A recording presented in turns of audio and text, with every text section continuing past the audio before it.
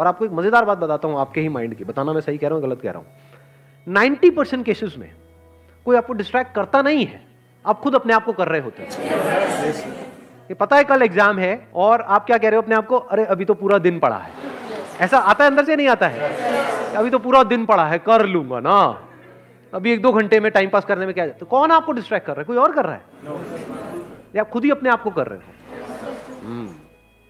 तो डिस्ट्रैक्शंस बाहर नहीं है, आपके खुद के अंदर है, क्योंकि प्रायोरिटी सेट नहीं है, क्योंकि पढ़ाई का आपका अपना डिजायर नहीं है। तो वो डिजायर हमारे खुद के अंदर से होना चाहिए। अब ये कौन बता सकता है आपको कि वो आपका अपना डिजायर है या आप दुनिया को दिखा रहे हो? फॉर एग्जाम्पल यहां पर मैं आपसे पूछता हूं आपका डिजायर क्या है? आप माइक लेकर के बड़ा स्टाइल मारोगे, जैसी माइक आपके हाथ में आएगा बड़ी बड़ी बातें शुरू हो जाएंगी, मैं तो ये करूंगा, मैं तो वो करूंगा, मैं तो वो करूंगा, और घर जाकर के विनर विनर चिकन डिनर। क्योंकि दुनिया को दिखाना एक अलग चीज है और अंदर से एक्चुअल में होना एक अलग चीज है। सो अगर आप एक्चुअल में कुछ बड़ा करना चाहते हो, तब ऐसा क्या है जो हमें याद रखना है मरते दम तक? ऐसी कौन सी क्वालिटी हमको चाहिए अपने अंदर जिसके बिना एक्चुअल में हम कुछ बड़ा नहीं कर सकते? कंसिस्टेंसी। कंसिस्टेंसी कैसे आती है? एक होता है बंदा कंसिस्टेंट है और इनकंसिस्टेंट है। What is consistency? Does consistency mean कि जो भी आप कर रहे हो उसमें बिल्कुल ऐसे ही करते चले जाओगे? क्या ऐसा पॉसिबल है? या कोई भी ऐसा बंदा होता है लाइफ में जो ऊपर ही ऊपर उठता रहता है? कंसिस्टेंसी मीन्स कि बीच बीच में आपको सक्सेस भी मिलेगी, फेलियर भी मिलेगा। I am not talking about the bigger success and bigger failure, but इस बड़े को अचीव करने के लिए, जो भी आप बड़ा करना चाहते हो उसको करने के लिए जो छोटी छोटी चीजें करनी पड़ेगी 1000, उसमें कभी एकदम से सक्सेस मिल जाएगी, छोटी सी सक्सेस, कभी छोटा सा फेलियर। उसके बावजूद भी अगर आप आगे बढ़ सकते हो, उसको कंसिस्टेंसी कहते हैं। समझ गया ना? इस कंसिस्टेंसी की भी डेफिनेशन को हमने ठीक किया। थोड़ी सी सक्सेस मिले और हम हवा में आ जाए तो गया उसका फोकस। छोटा मोटा फेलियर आए लेकिन अब माइंड में उसने ऐसा बना लिया कि ये तो बहुत बड़ा फेलियर है, अब तो कुछ हो ही नहीं सकता, गया। इनकंसिस्टेंट है वो बंदा। कंसिस्टेंसी का मतलब ये नहीं है कि वो कभी फेल ही ना हो या कभी कुछ गलत ही ना करे या कोई गलतियां ही ना करे। हम गलत समझते हैं कंसिस्टेंसी का मतलब। जो भी आप अचीव करना चाहते हो उसके लिए आपकी लाइफ में कुछ अच्छे दिन भी आएंगे, बहुत, जब कुछ बहुत अच्छे से हो रहा होगा, सब कुछ अच्छे से काम हो रहा होगा उस गोल को अचीव करने के लिए। कुछ खराब दिन भी आएंगे जब कुछ भी नहीं हो रहा होगा, सब कुछ ही गलत हो रहा होगा।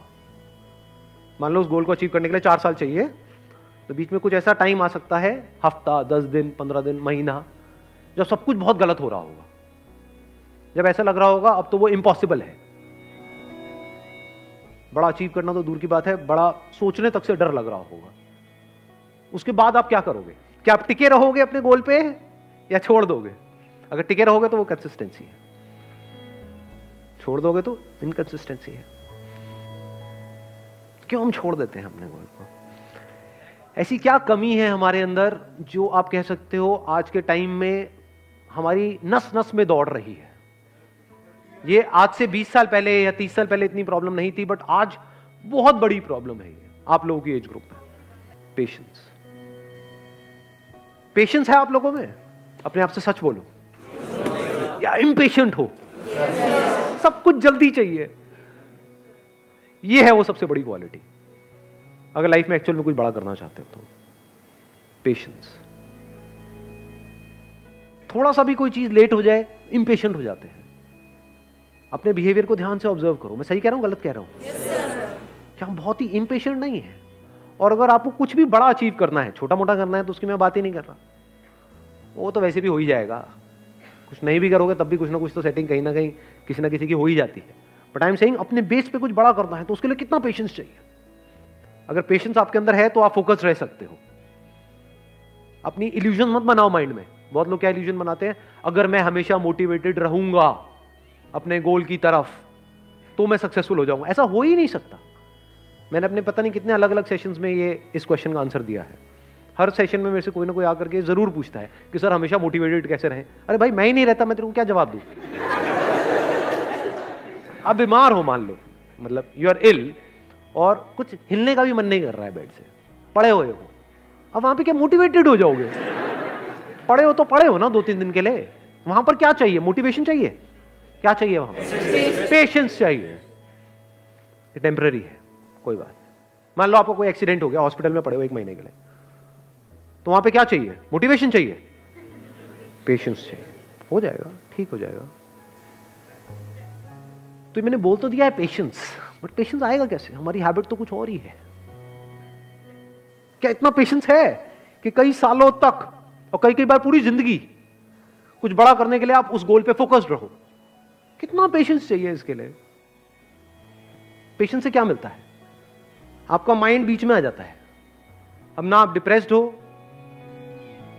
डिप्रेशन का मतलब पेशेंस नहीं है, लेजीनेस का मतलब आप लेजी नहीं हो, you are patiently waiting for things to happen, you are patiently waiting for the right opportunity, you are patiently waiting for the right time. तो आपका माइंड इस जगह पर है, ना यहां है ना यहां है।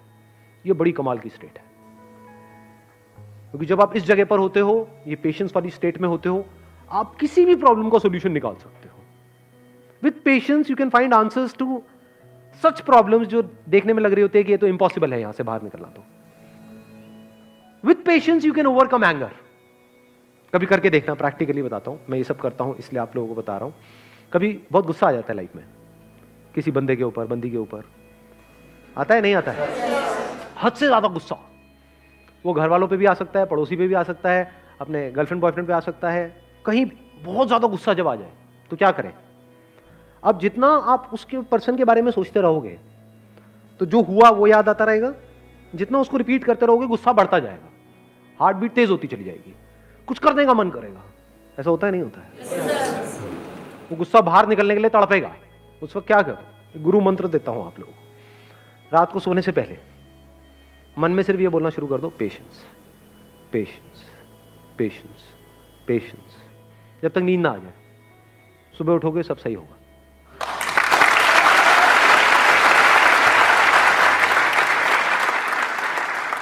आंसर्स निकल करके आ जाएंगे।